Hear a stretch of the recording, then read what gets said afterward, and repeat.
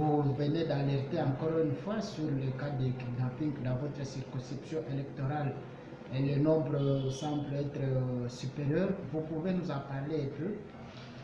Merci beaucoup, messieurs les journalistes. Vous savez que ça fait maintenant plus de 4 jours que la situation sécuritaire se dégrade davantage à chefferie de Bouito. Avant-hier, il y a eu fusillade des compatriotes et leurs motards qui provenaient de Kishiche. Ils se dirigeaient vers Kirima Kibirizi. En arrivant à Lunchebere, ils ont été ils ont rencontré le malfrat et ils ont été fusillés. Aujourd'hui, pour suivre les soins médicaux à l'hôpital général de référence de Kibirizi.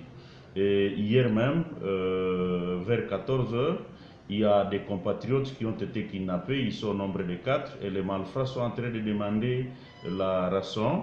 Et pendant ce temps même, il y a un autre compatriote qui a été tué. Il a été décapité à machette et il est décédé vers 17 h hier. Le chef de la chefferie de Bouito qui se rendait à Kanyabayonga en arrivant au niveau de Malianga, c'est dans le groupement Mutanda, localité Kishiche et localité Kikuku permettait. Il a rencontré avec des bandits, il a essuyé des coups de balle. Et donc la situation est en train de se dégrader davantage.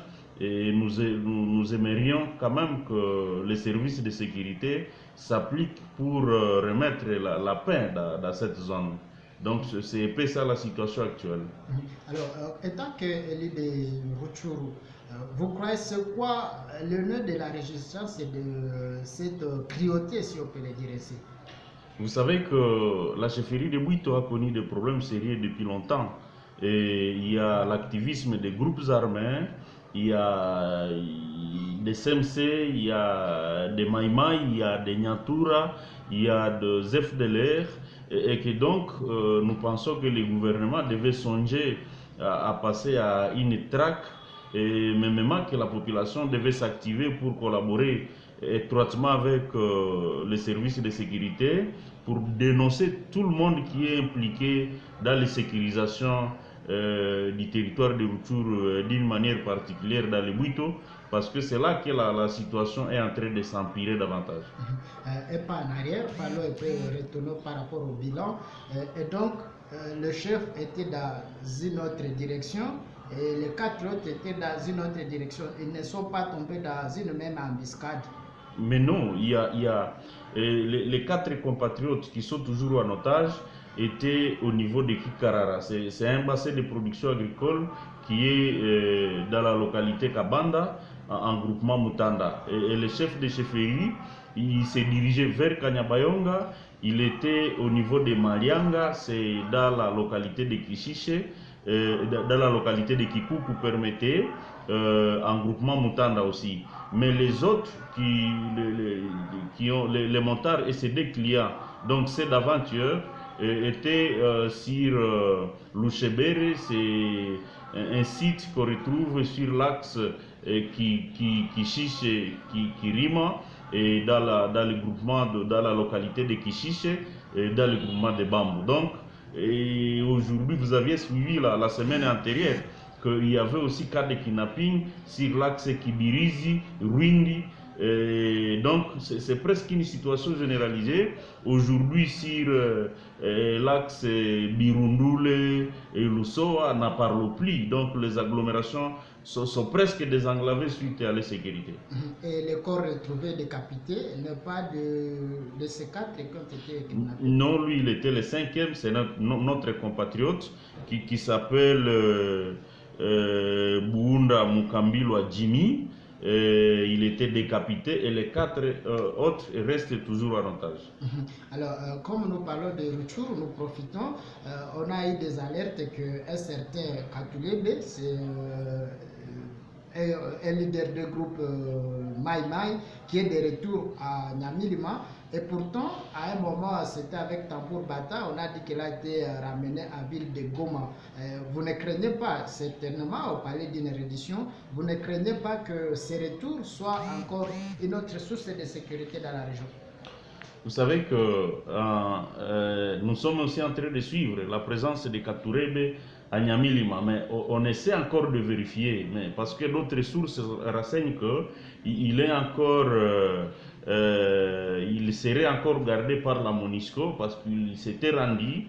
Mais quand on dit qu'il est déjà à Nyamilima, c'est une chose à condamner. Un criminel ne peut pas faire une aventure de se rendre et en dehors de 2 semaines, on lui remet dans la société. Et nous pensons que si réellement, s'il serait à Nyamilima, et donc la MONUSCO serait à condamner. Mais nous pensons que comme il s'est rendu, il a commis beaucoup de crimes. Il y a des cas de viol, il y a des cas de vol, il y a des cas d'assassinat, il y a quand même surtout l'effet de la taxation illégale des produits agricoles auprès de la population. Et donc, nous pensons que la justice devait faire ce travail.